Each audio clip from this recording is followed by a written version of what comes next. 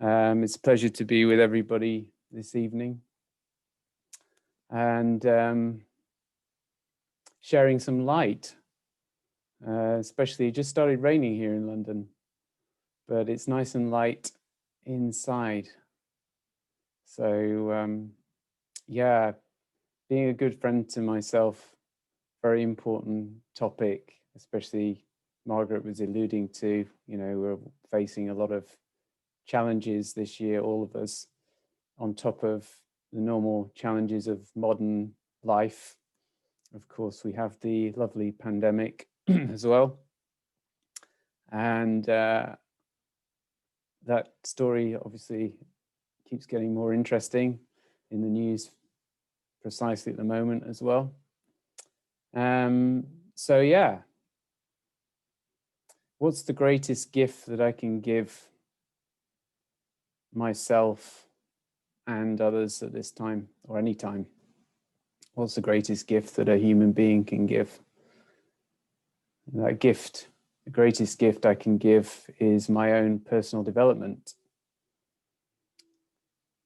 Because when I'm working on myself more than I do on anything else, whether it's my job or anything I do externally, I'm building my capacity to get in touch with who I really am, myself, the soul, the spiritual aspects of the self, which are very, very powerful, gentle but powerful. That capacity to bring more peace into my life, to bring more contentment, to bring more love, serenity, compassion, generosity. And so, capacity is an interesting thing. I was thinking, this phrase sometimes it used that, I'll look after you, you look after me. It's very much a business arrangement of give and take. It actually doesn't reflect true love as we understand it in Raj Yoga. Or rather to change that phrase that I'll look after me for you and you look after you for me. In the meaning of that being that when we put energy and effort into looking after ourselves, then we feel better within ourselves. Even if there's challenges around, I feel better. And also, I build up a capacity such that not only can I look after my own needs, but I can start to share my energy, my peace, my contentment with others. I have an excess capacity. And you might call that generosity in action. And actually, all these qualities are true nature, regardless of how I feel about myself at the moment, regardless of where I think I am in terms of my feelings and my own capacity. What's true of all of us as souls is that at our core, we all have these very beautiful qualities. We specifically talk about 5 main qualities in Raj Yoga: purity, cleanliness in the self, which is really the foundation for peace. It's a foundation for love. It's a foundation for joy. And based on truth, which is also an original quality that we have. So, really being a good friend to myself includes taking responsibility to look after myself. And it's a responsibility that's not a heavy responsibility because it brings such great rewards.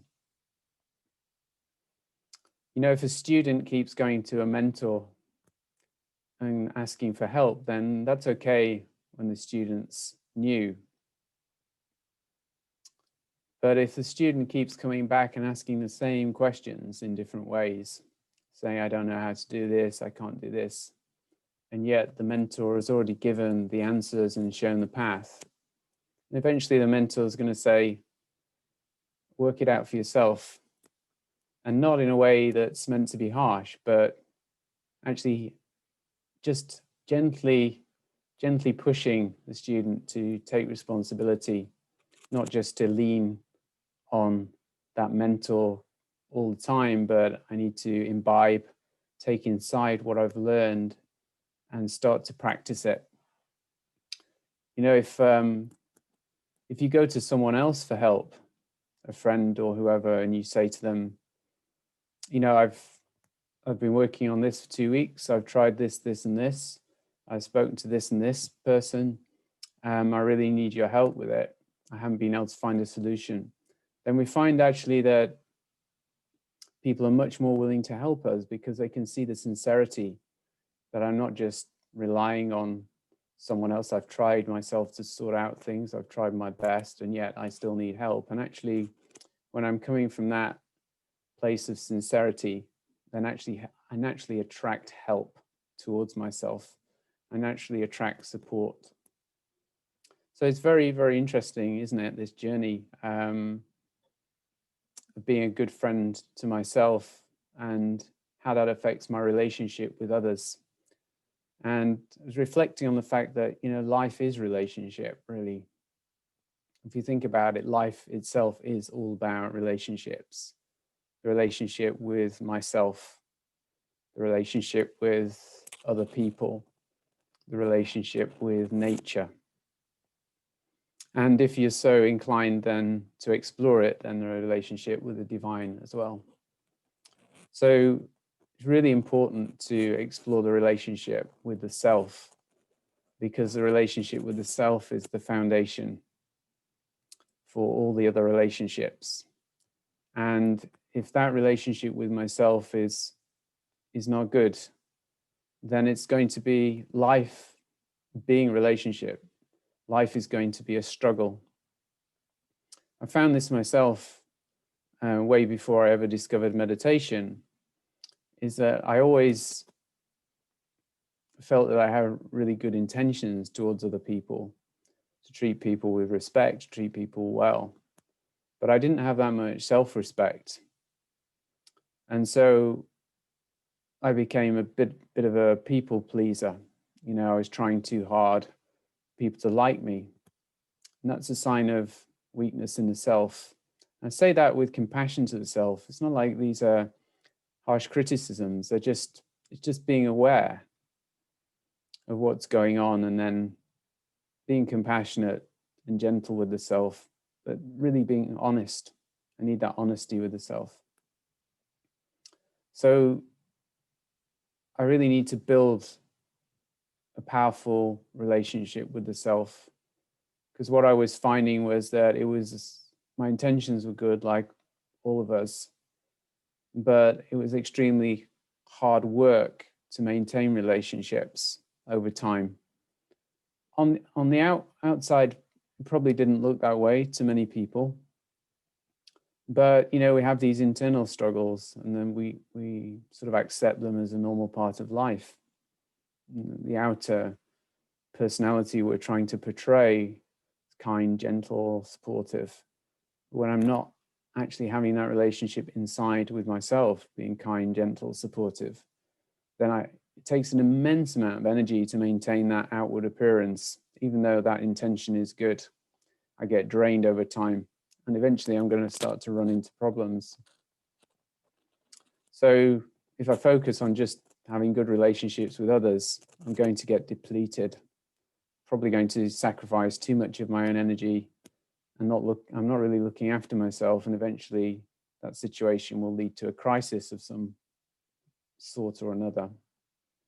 So yeah, really, how do we build this relationship with the self? Well,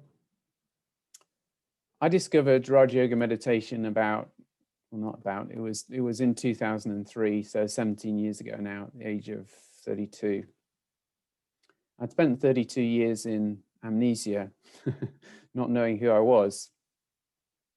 And it's an interesting thing because I'd very much, certainly in my 20s and actually in my teens as well, I'd studied a lot of personal development. I studied a lot about positive thinking. I brought it into the work I did. I tried to help other people with their lives, not just their jobs.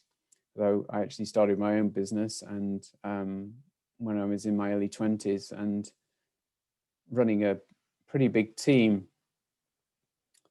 it really became apparent that there's not much point just focusing on work, that really it's about enabling people to progress in life in general. I found that incredibly hard work, although it was incredibly rewarding, because I was still struggling with the relationship with myself, and I didn't realize, despite reading all these personal development books and positive thinking books that were sort of becoming quite mainstream in the early 80s and onwards. It's a huge industry, isn't it?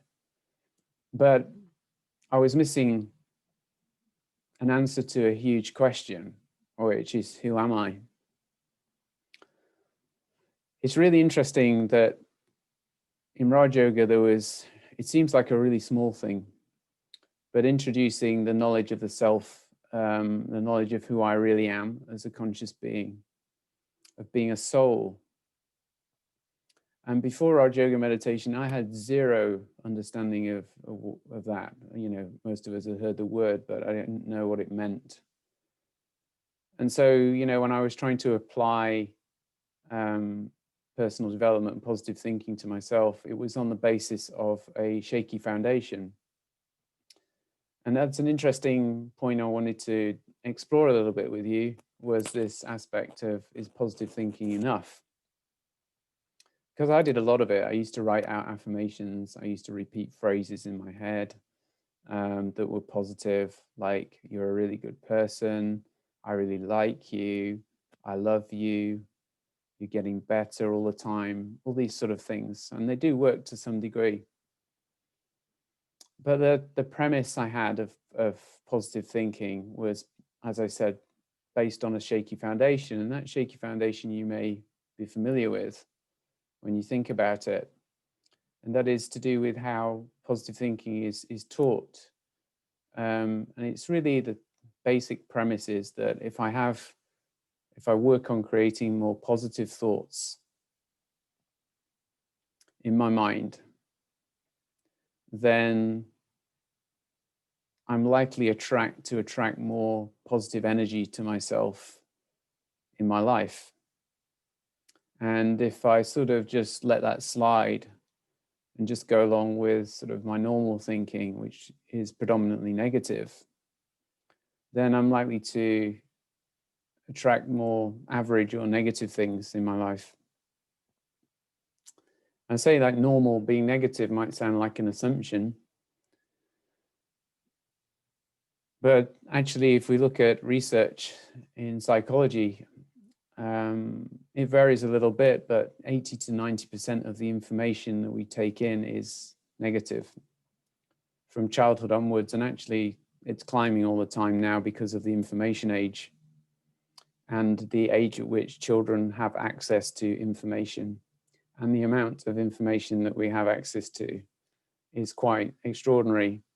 Even in my lifetime, you know, when I was at university, there was a computer room, but it was very, very basic. Still, we did all our research from books and microfiches in the library. So the explosion of the information age is really, really recent. And even the input from our parents, not that they're not trying their best, but this cycle of sort of negative bias has been going on for a long time, and everybody's been struggling with it. And so 80 to 90% of our input is negative. When we think of the media, you know, 99% probably. And it would be naive to think that that doesn't have an influence on my attitude, unless I'm doing something to counter it. You know, I'm taking in this information through my eyes and ears mainly. And if I don't challenge that information or be aware of what's going in, then my mind starts to become a reflection of the outer negativity in the world. My thoughts and feelings start to mirror the outside world. And then basically I've given my power away, because my state of mind and my feelings and my awareness are being dictated to me by the outside world. And again, I need to be when I start to realize this, I need to be very gentle and compassionate with myself. It's not a question of fault or blame, but it is a question of understanding and really being honest with myself about what this current situation is and what I need to do to change it.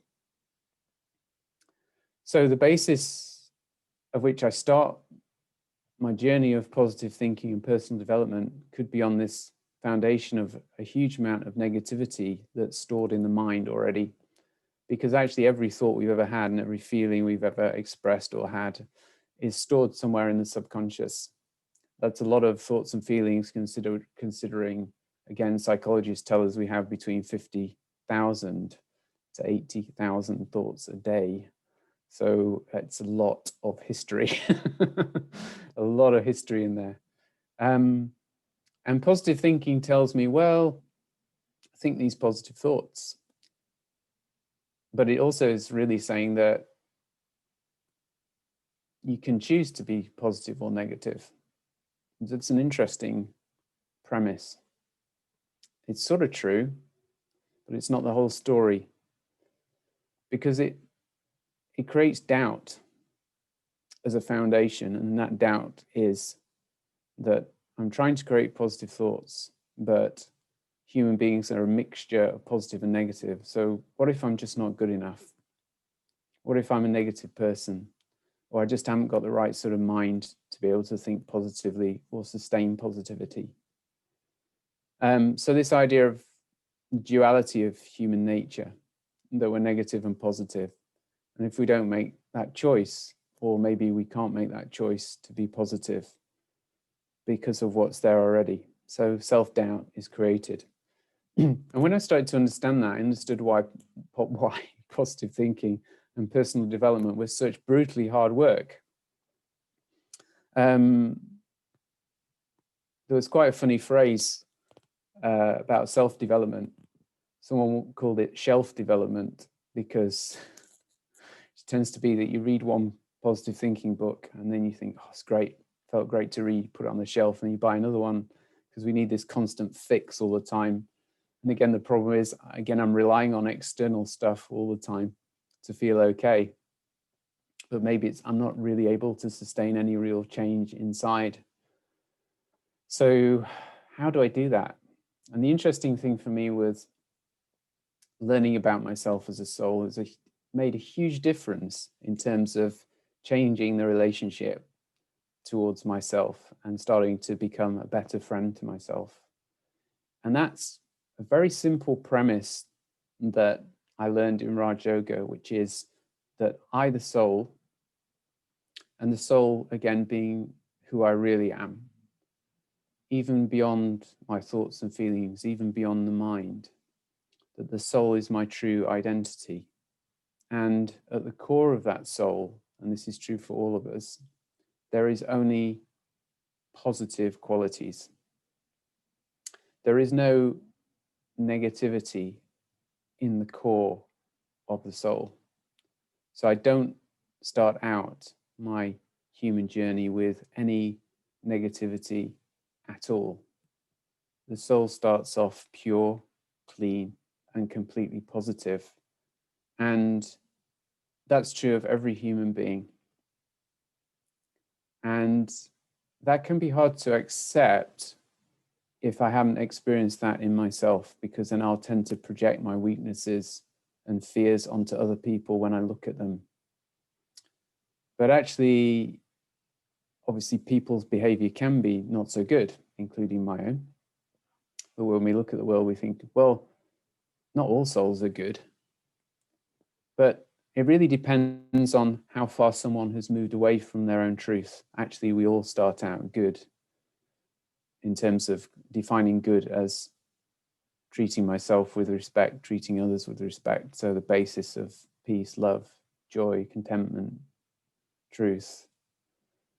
So souls are at different stages of their journey, and we see different ranges of behavior. And the vast majority of us as human beings have very, very good intentions. When I see behavior that isn't along those lines, then it is, as I said before, just a reflection of that particular soul not being in touch with who it is, not being in touch with the qualities of the self, not knowing who I am as a soul. When I start to have that compassion for myself, that deep down my truth is completely pure and good, but I've moved away from it, then I can start to have compassion towards others as well, much more easily. And I start to see others more as souls on a journey, rather than looking at their current behavior or what's wrong. I start to see the beauty, and it's there to see in everyone. We've probably all been in that situation where we judge someone maybe we don't know very well, and then there comes a time where we get a situation where I get a chance to sit down with that person and they share something with me about their life and a challenge they've had. And it can be very, very moving, that experience, especially if I've had a negative impression of that person and they share their struggles, and I start to see maybe why that their behavior is the way it is. But actually, when I start to work on my own relationship with myself, I don't need to know everybody's story in detail. I naturally start to have that compassion anyway. It becomes much more of an unlimited experience, which is very beautiful. But again, it goes back to this relationship with the self. So what about that? Well, I think I had a quote from someone which I was just looking for. Not sure if I wrote it down. It was from Groucho Marx, and it was something along the lines of, I wouldn't want to be a member of any club that would have me as a member. Which is it's quite an amusing quote. I wouldn't want to be part of any club that would have me as a member. Very self-depreciating humor. And I was relating it to an experience I had. I was on a bit of a sabbatical from work last year, and one of the things I did was take I think it was an 8-week self-compassion course. It was once a week, but they were sort of 3-hour sessions, so it was quite a involved course. And I was curious about this whole area of self-compassion. And I vividly remember one of the exercises we did quite close to the start of the course. And that was a very simple exercise where they got us to think about a friend who was in difficulty or facing some pretty big challenge in life. You know, maybe a sort of 8 out of 10, 7 out of 10, 8 out of 10 life challenge, 10 being really, really, really tough. And to take some time to think how I would be with that friend if I was sat with them, for instance, and they were going through something really tough. What would be my feelings towards that person? What would my body language be like? What would I say? Would I just be listening? What would the interaction be like? So it was really interesting to reflect on that. And then once we'd done that for, I think, 5-10 minutes, the second part of the exercise was to do exactly the same thing, but to look at how I am with myself, how I treat myself when I'm going through a challenge. Again, 7, 8 out of 10 on the scale. What's my own behavior like towards myself? What's my attitude like towards myself? What do I say to myself in my own mind? And this was last year. So I've been meditating for 16 years last year. And I was still absolutely shocked when I did this exercise, because what I discovered was that when I was trying to help a friend that was in need, going through a challenge, I was very, very attentive. I felt very compassionate towards that person, really just being with them, really focused on being a supportive, a healing presence, very gentle, very patient. And then the contrast with that and how I talk to myself was really quite shocking. You know, my own attitude towards myself is, oh, why are you struggling with this? You know, you should know better. You've been meditating for ages. Can't you deal with this? You should be an example to others. You should be able to deal with this. You've made this mistake many, many times. What are you playing at? Why don't you just grow up? Get it together. There are people in far more difficult situations than you. What's your problem? And you might think, well, that's quite shocking. But actually, you know, a lot of the times I realize that we're not actually aware that we're talking to ourselves like that. It's a chronic condition. It's become so ingrained in the self, we never really maybe step back to look at the self-talk. And it's quite staggering when we do that. And actually, apparently 80 to 85% of people find that they are much, much more supportive when they're thinking about a friend than towards themselves. I think about 5%, 8% actually found that it was the other way around, but it's a minority situation, that they were nicer towards themselves in this exercise than to others. And the rest was sort of feeling it was the same. But for most of us, it's a big contrast where we're much more critical of ourselves than we are of others. So if you think about it, it's not surprising then we take a lot of sorrow in life. We're trying to be nice to other people, but we're so harsh with ourselves that it really, really creates a lot of work. So I really need to do something about that. And as I say in Raj Yoga, the first step to real transformation was finding out that I was a soul. You might think, well, hold on, you were saying even last year you were realizing there was still all this stuff. But you know what? I think it's good to share that this journey isn't necessarily an easy one, but it's also relative. You know, we need to look at our own journey and be very honest with ourselves, because when I look at myself 17 years ago, it was a much, much worse situation. There's been huge, huge improvements in many areas in terms of my awareness of who I am and how I treat myself. So I have to look at my own progress based on myself, on my own merits, not compare myself with anyone else. But it's interesting, you know, that there's still a lot of work to do there. So, and I have done a lot of work in the last year, having been on this course and realizing that, and I feel it's had a huge benefit doing that inner work.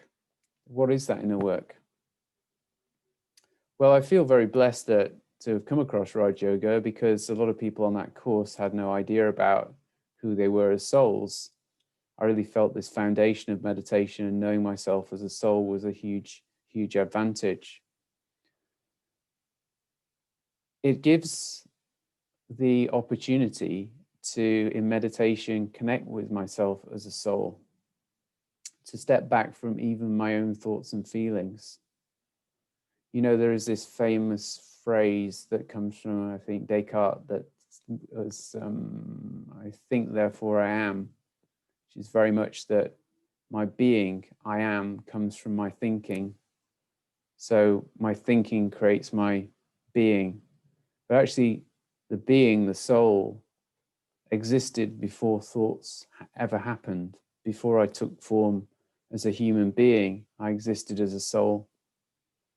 And the soul, as I said earlier, is completely pure and positive. So the question is really understanding what happened. If the soul starts out completely positive, completely loving. And therefore, in that condition, would have very, very nice relationship with the self. Knowing myself fully as a soul, I would have 100% love, 100% positivity towards myself and everyone else. The question is, what went wrong? What happened on the journey that started me on a path of developing more negative thoughts? It doesn't really make sense that we would choose to move into negativity, having started from a space of being completely positive. And it doesn't actually make any logical sense at all. So what happened? And it's really understanding, again, the self as a soul versus the human being. The human being comprises of the self, the soul, the point of consciousness that sits behind the eyes, pretty much in the center of the brain, a subtle being that's eternal, the soul, an infinitesimally small point of light, energy, the consciousness itself. It's completely separate to the physical body. And yet, how I relate to myself is very much that I am the body. We call it body consciousness in Raj Yoga meditation. The statement of body consciousness being that I am a body. And maybe I have a soul. Maybe I believe that I have a spirit or I have a soul. So the soul becomes the possession of the body. So I'm not that I am a soul, but I have a soul. It sounds like semantics, but it's actually a very, very important differentiation. Whereas soul consciousness, Raj Yoga teaches us, I am a soul and I have a body. So when I make that statement internally, I'm relating to myself as a soul. The thing about the soul is that the soul is eternal and the soul is completely positive. I know I keep saying it, can't say it enough. It needs a lot of reinforcement. And when I start to associate with something that's eternal, first of all, to be eternal means that I can never die. And when I start to associate more with the body, then part of my consciousness becomes very, very, very fragile. Because we know that the body only has a certain shelf life, 100 years. Okay, some people live beyond that, but the average is lower than that. And when I start to associate my sense of self with the body, I may not think I have a fear of dying per se, but it creates a subtle fear in the self, fear of loss, and that fear of loss of the self itself, that I actually will end up dying. But actually we know in Raj Yoga, the soul never dies. So actually that gives a very, very strong foundation of stability and positivity. It might not sound like it when I say it, but if I practice it in meditation, it starts to build a very, very solid foundation. And the other aspects of knowing that I am at my core completely peaceful and completely loving. So the nature of the soul being eternal and the qualities of the soul, the true qualities, my qualities, your qualities, the true qualities of the soul that are also eternal. But when I start to take my journey as a human being, I take this body for a very long time. In my experience of life, and when I say a long time, I'm not just talking about this lifetime, but many, many lifetimes, many experiences I've had as a human being. When I start out on that journey, the soul is fully aware of itself, and so how I relate to myself is perfect at the start. I'm aware I'm a soul. I'm aware this is just a body. And there's no fear of losing anything. There would be no concept of death. In fact, moving from one life to another would be a bit like an actor at the end of a play thinking, okay, that play's finished. Now I'm going to move on to a different play. I just changed my costume. But if we're body conscious, that can sound preposterous. That there's a real fear of losing the body because I really relate to this as me. How did that happen over time? It's quite simple, actually, in that when we first take human form, we have this awareness of being a soul. But we're then in a state where we do have a body, and we start to use the senses of the body. And the five senses we all know about: sight, sound, touch, taste, smell. And we start to interact with other souls in bodies, and we start to interact with nature. And for a long time, this interaction is completely pure. We stay in this consciousness of being a soul. But gradually over time, my energy gets depleted. The soul is a bit like a battery. And gradually, as it uses its energy in having taken the human form and going through human experiences, and gradually, my attention gets pulled through the senses more and more to the outside world. So rather than knowing myself internally as an eternal being, I start to take my cues of who I am from the outside world.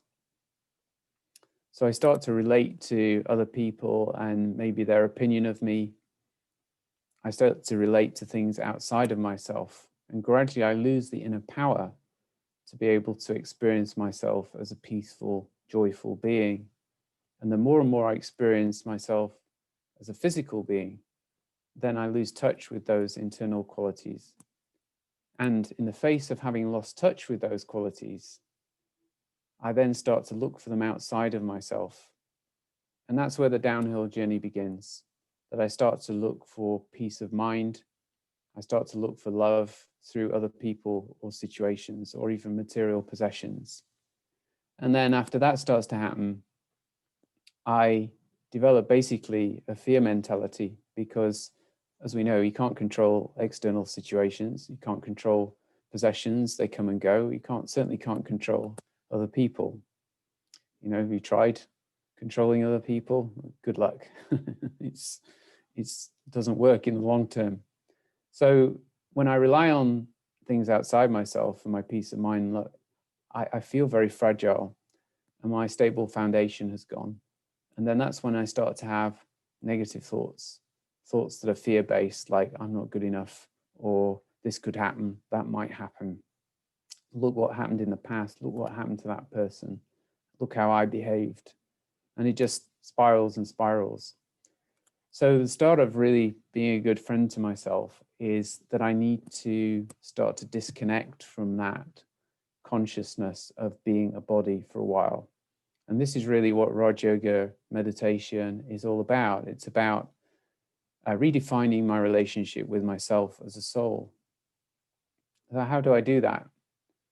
Well, I remember doing the course vividly, the Raj Yoga meditation course, and just being told that you're a point of light that sits in the center of the forehead. And as a scientist, you know, also realizing that there was no physical evidence for that. It was just a concept. But it was really interesting that although I was very skeptical, I was open-minded enough, and I thought, well, you know, I know I'm looking for something I've not found yet in life, so I'll give this a go. And just simply when I started to practice, initially just, 10, 15 minutes in the day, just sitting down and thinking about myself as a soul, very, very quickly, within a few weeks, I started to notice some really big differences in how I was feeling towards myself and how I was feeling at the end of the day. I started to notice that after finishing work in the day, that I wasn't as stressed or frustrated as I used to be. It was quite a revelation, actually, just feeling that little bit more peaceful and calm, and noticing that the more I practiced this, the more that capacity inside started to build and build. And it's a really beautiful experience to have. And it really comes from this ability in my meditation to be able to see myself or think about myself as a soul, and even not just step back from the body and the things outside, but also to be able to take a step back from my own thoughts and feelings. Now, if you think about it, that's really important. because if I think about my own mind and the state it's in at the moment, we were discussing this earlier, that if 90% of the input has been negative, then the state of mind that I start off with when I start my journey of meditation is not a great state to be in. And if I'm too close to my own thoughts and feelings, then I'm too immersed in the story that's being played out in my mind. And I will just feel that this is my truth. So I will feel that the challenges and negativity that are in the mind at that current time is who I am. So when I introduce the idea of myself as a soul, it gives me something to focus on that's beyond the mind. So there's a very close relationship between the soul and the mind. That is, the soul and my thoughts and feelings. But the soul is also separate from my thoughts and feelings. So we will go into a meditation very shortly where we'll explore this. But the practice of just stepping back, creating space, if you like, between the outer world and the inner world. So the first thing you can imagine is that, first of all, I need to draw my attention away from the physical senses, because it's through too much attention to taking information in through the physical senses that I've ended up in this negative state. So the first thing is to start to step back from the concept that I am this physical body. So I start to draw my attention inside. And then as I start to look inside myself, that I come across my own thoughts and feelings, which actually is a big challenge in meditation. Some forms of meditation talk about silencing the mind and making the mind stop thinking. Good luck with that one as well. The mind is designed to think, and it's never completely quiet. It's not about trying to wrestle the mind to the ground and get it to be quiet, but actually it's about the mind actually needs healing itself. So I need to have a lot of compassion towards the mind, almost like it's a child. And for that, I need to know myself beyond the mind, hence the soul. So to step back away, not just from the physical body and the outside world and all the activities I do in the day, but as I travel inside, to even create space between the soul and the mind. So be able to, as we call it, become a detached observer, where I actually train myself to watch my mind from a distance and watch it without getting involved.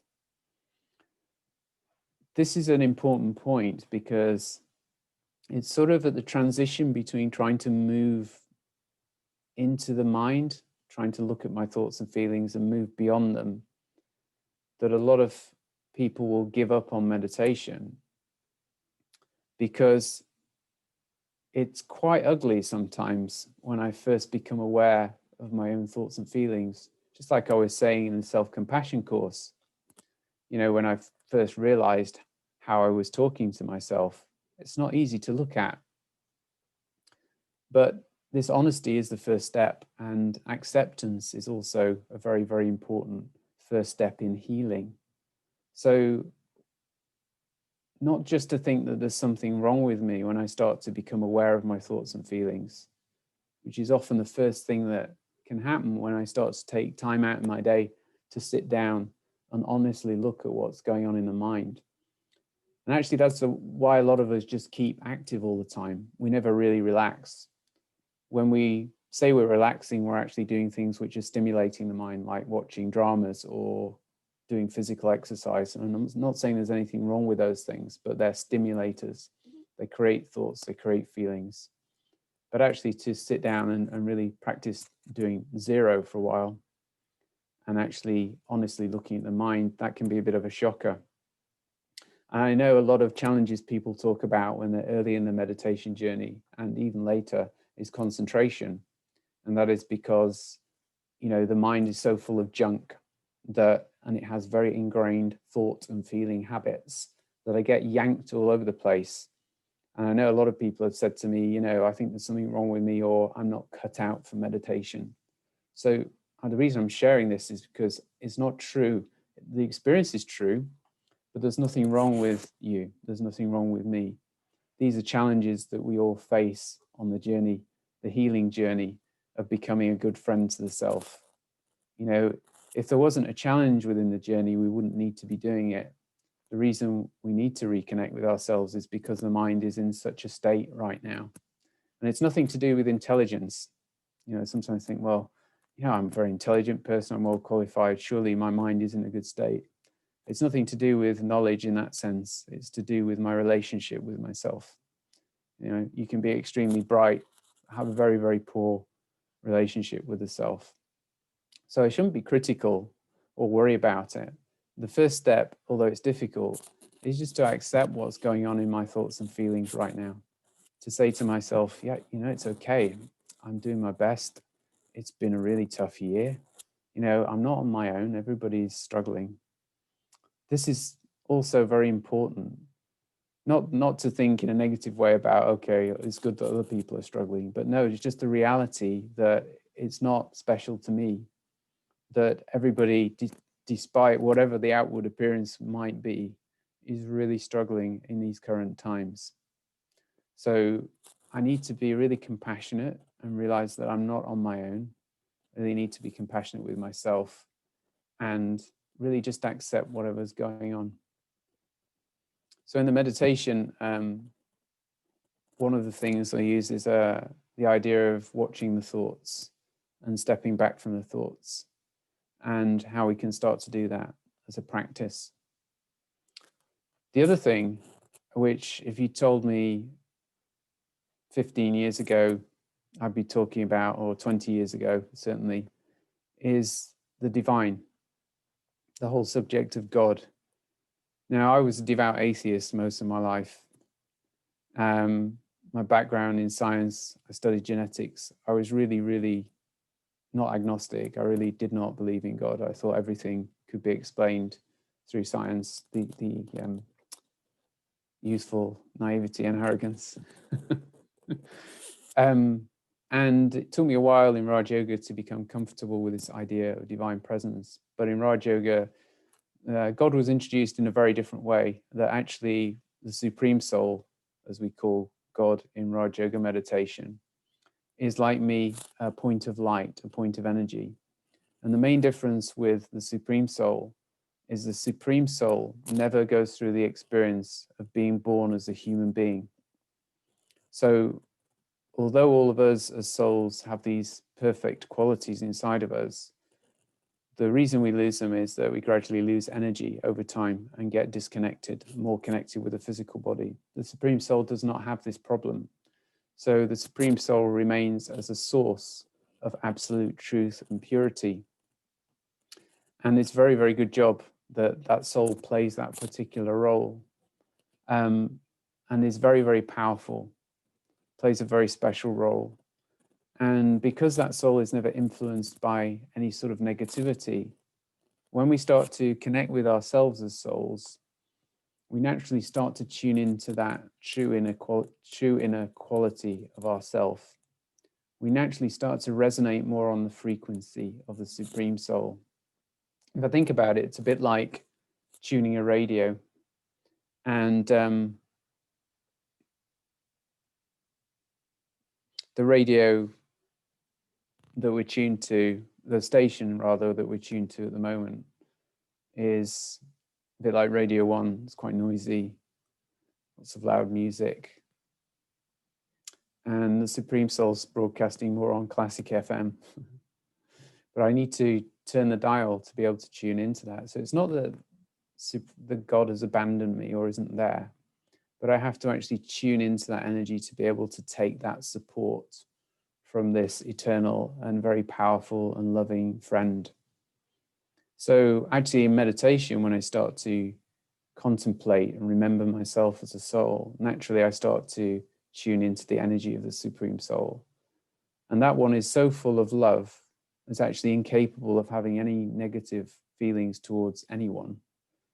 That when I start to tune into that energy, I'm reminded of my own inner goodness. And I start to be able to take a lot of power from that one. And that helps recharge the soul.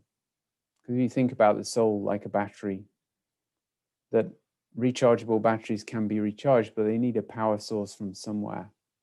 A rechargeable battery can't recharge itself. So when the soul has become depleted, which is the case for all souls in the world right now, hence the situations that are being created, that energy frequency is very low. When we start to connect with ourselves as souls and we raise our energy frequency, we connect with the Supreme Soul, we start to actually recharge. And what recharging means is that we're becoming more powerful again. This isn't some harsh physical power. This is the power of spirituality. So this is the power of returning to our own inner truth, which is a very powerful but also gentle and healing energy, one that is full of love and peace, purity and joy. So quite a few concepts to explore there. I know I've been talking for an hour. We have half an hour left. So I'd like to go into a meditation. And then maybe we have some time for questions. But I don't want you to think about the questions just now. Certainly not in the meditation. So for the next 10, 15 minutes, we'll just go into a meditation experience and just explore some of the concepts. So if you can, I don't know if some of you are out and about, probably not, but if you are, if you can find somewhere comfortable to sit.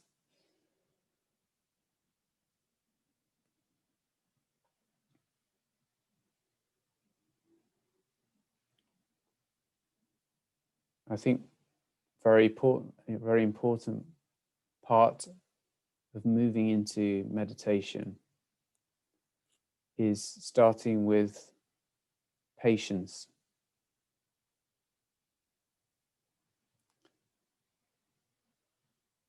Because we're really trying to shift gears, moving from sixth gear, where we're constantly on the go most of the time. Maybe I've never tried meditation before.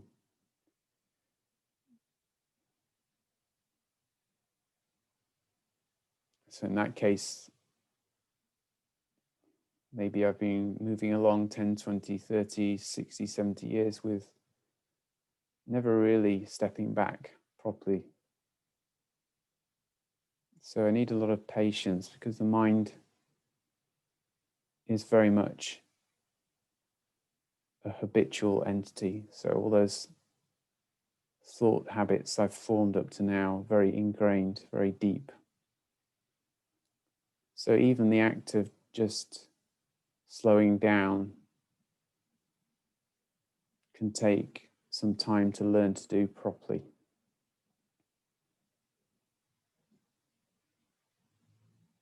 So just to consciously be thinking to myself, this time I'm taking now, the next 10 minutes or so, is very valuable for me. There may be many things the mind is saying are more important, but I have to start to become the master of my own mind and say, actually, this is the most important thing I can be doing right now. Really, literally, the most important thing. Because this is an act of love, of charity towards the self. And it's through these acts of love and charity towards myself that I will be able to offer charity and love to others.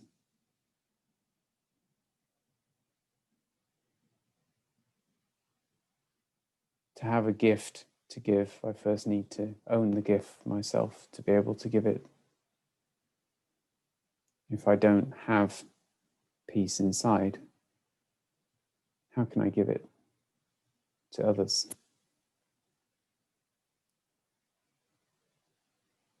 I ask myself honestly, do I want to live in a more peaceful, stable, joyful world? If the answer is yes, then these are the things I need to create in my own mind.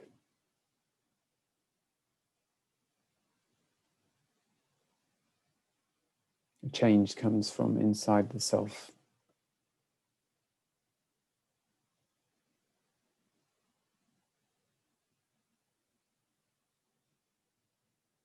Just slowing down the thoughts. Just check in with the body also. Being a soul is not about neglecting the body. It's seeing the body as a temple where the soul is living currently, something to be looked after and cherished, just not confused with who I am. Just check in with the body. Often there is a lot of tension that accumulates through just the day-to-day stuff. Just taking some deep breaths through the nose, really taking those big belly breaths, like babies do. They expand their tummy. We often learn to shallow breathe as we get older, mainly because we wear belts and tight clothing and stuff, and also stress starts to limit the way we move our diaphragm and rib cage. So one exercise you can do when you start your meditation is just take really deep breaths, nice and slowly. You don't want to get lightheaded. Always do this in a safe space. Sat down and experiment with what works. Deep breathing, maybe for the count of 5 through the nose, and then really expanding the belly, really taking air deep into the depths of the lungs, and then holding for 5, and then breathing out for 5. Just repeating this cycle of 5, always breathing in and out through the nose, in and out through the nose. So you can try it now, maybe just in for the count of 5, hold for the count of 5,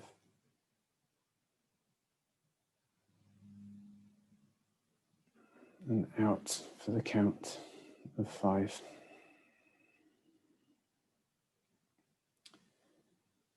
Now I notice even when I do that once, you can feel the tension draining away from the diaphragm. It's very, very useful exercise. You have to do it slowly though, because you're taking a lot of oxygen, so you don't want to hyperventilate. Just practice what works for you in terms of how much you count up to, how slowly or quickly you count. And what it does just helps the body relax. The mind's very connected to the state of the body. It will help the mind to relax.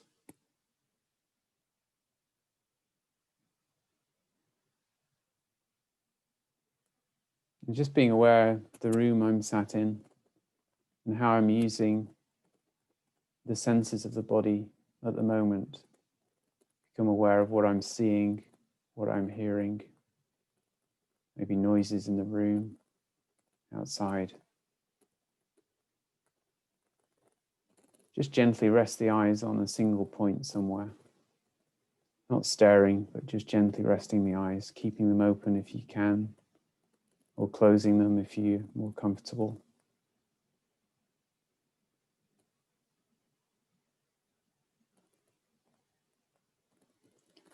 And gradually being aware that 99.9% of my attention is with the body and the outside world.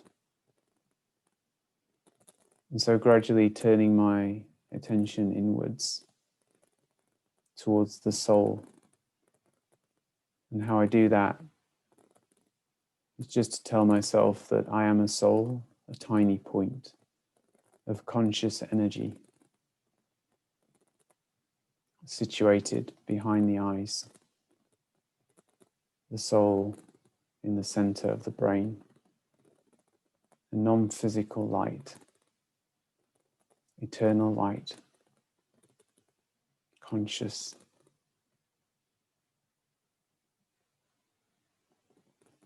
That light interacting with the body, listening through the ears, using the windows of the eyes to see outside. Really bringing my attention to that single point of light, like a point of focus. Don't worry if you can't visualize that yet. Just think about the idea of being a point. Or maybe use a frame of reference that you are familiar with. For instance, as we see a star in the night sky, imagine that that star is you, a non-physical, eternal star in the center of the forehead. Beautiful, still, living light. The soul, the self. This is me. I am a peaceful soul. I imagine myself in a cinema.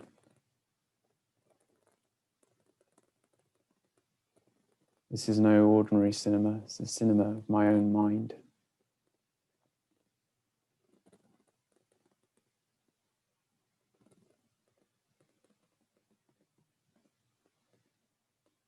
There are no seats in this cinema, either soul. I'm just hovering in the middle, this point of light. And in front of me is a cinema screen, a very large cinema screen.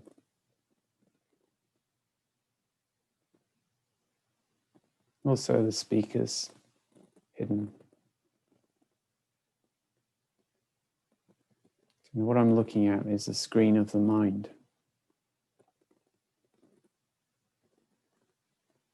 But there's distance between me and the screen.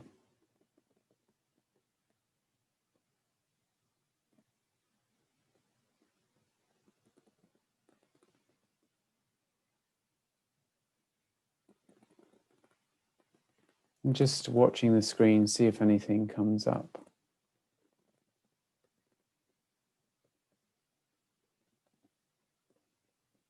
Don't get involved with the scene. Whatever is there, just let it be. Keep your distance. Creating some space between myself and my thoughts and feelings.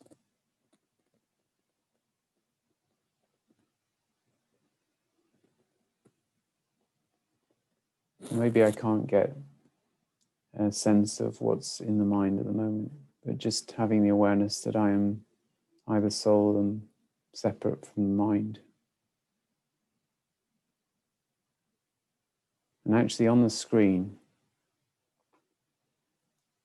somewhere are all the thoughts I ever have, ever had. All of them. All the feelings also stored there. There are many different dramas playing out at the same time. It's quite noisy. In fact, looking at it all together, I wonder how I make sense of anything. Lots of influences from the past, projections about the future. By the soul, I'm separate from the mind.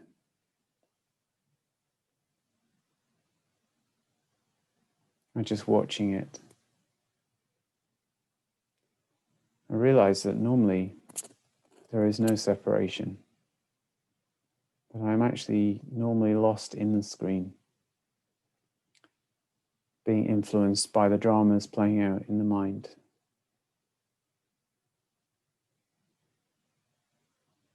so much information that there is bound to be confusion, tiredness, uncertainty. None of the things that are truly who I am. So I just watch all this dispassionately from my position far back into the cinema, watching the screen from a distance.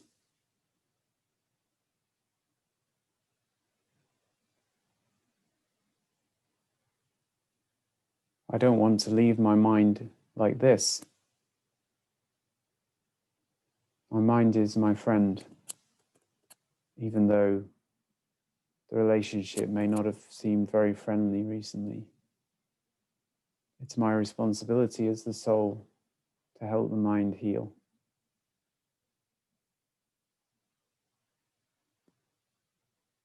As soon as I say that, I'm aware of another presence that's with me in the cinema. The presence of a wonderful light, a tiny point of light just like me, but really powerful. And the presence of that one, the Supreme Soul, has come to support me. Gives light to the cinema of the mind.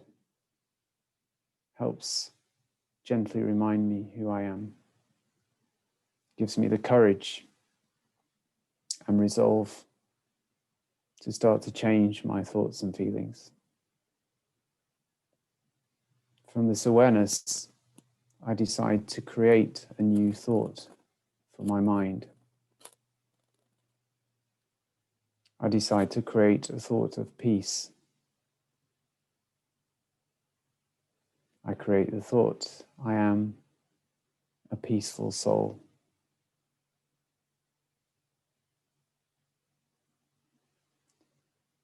As I say these words inside to myself, I see they resonate with the light of the soul itself.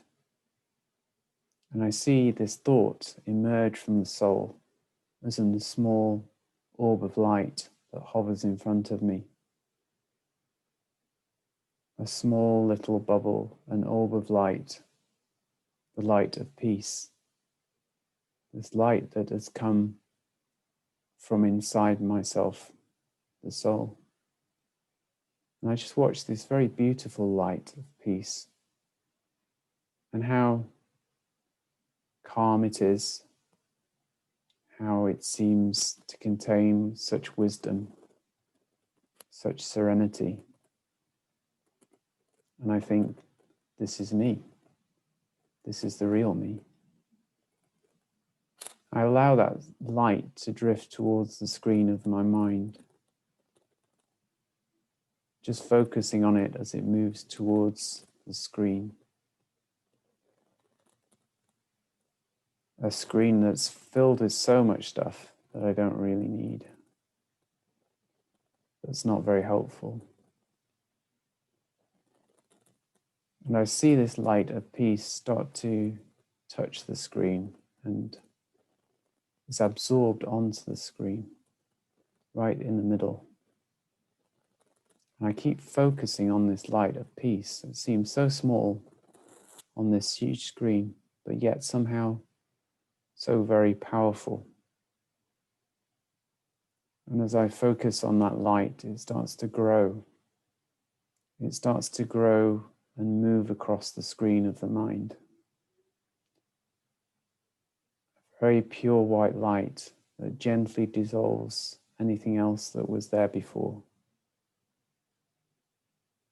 And I'm surprised watching it how quickly it starts to cover this vast screen of the mind. How easily it gently dissolves away all the other negative thoughts and feelings that were there before.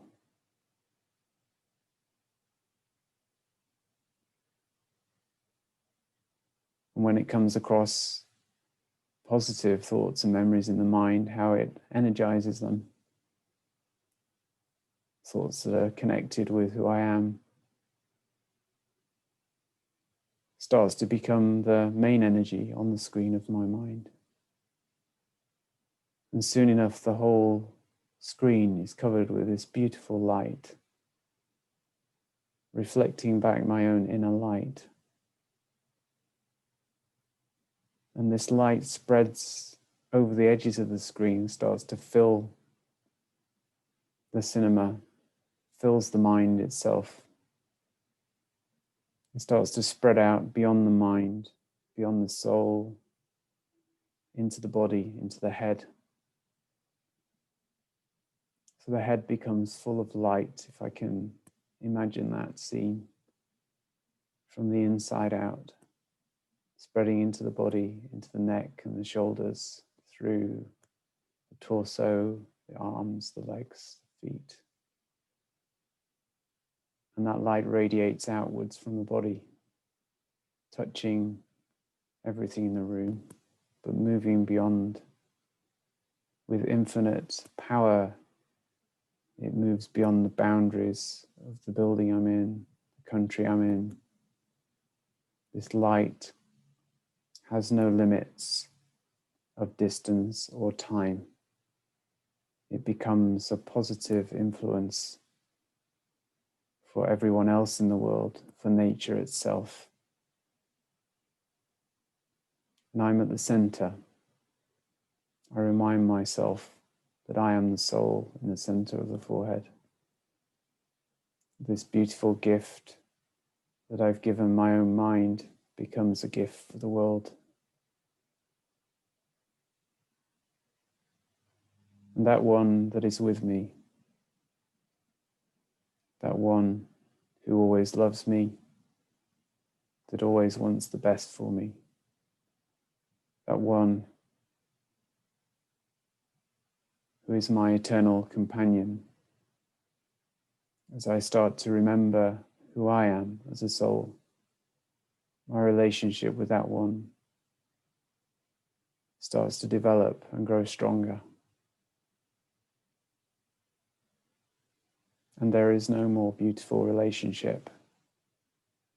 Rediscovering the self, rediscovering my relationship with that one, and sharing the gift of all that with my brothers and sisters across the world.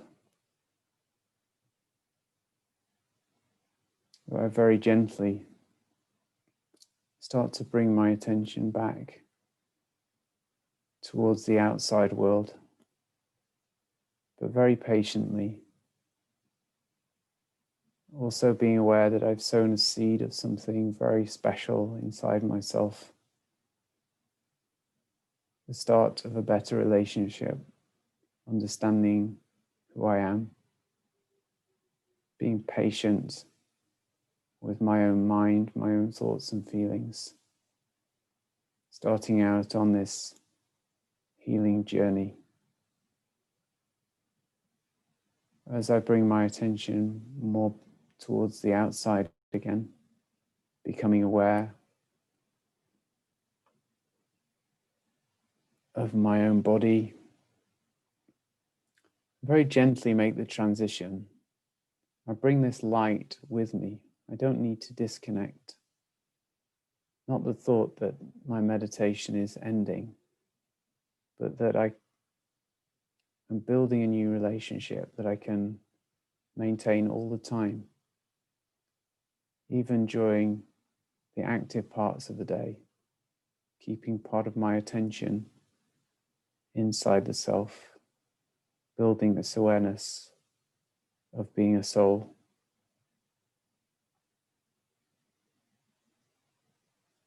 Gradually bringing my attention back.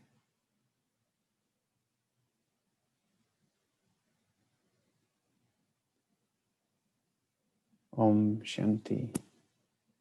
Om, I am a soul. Shanti, being of peace. Om Shanti.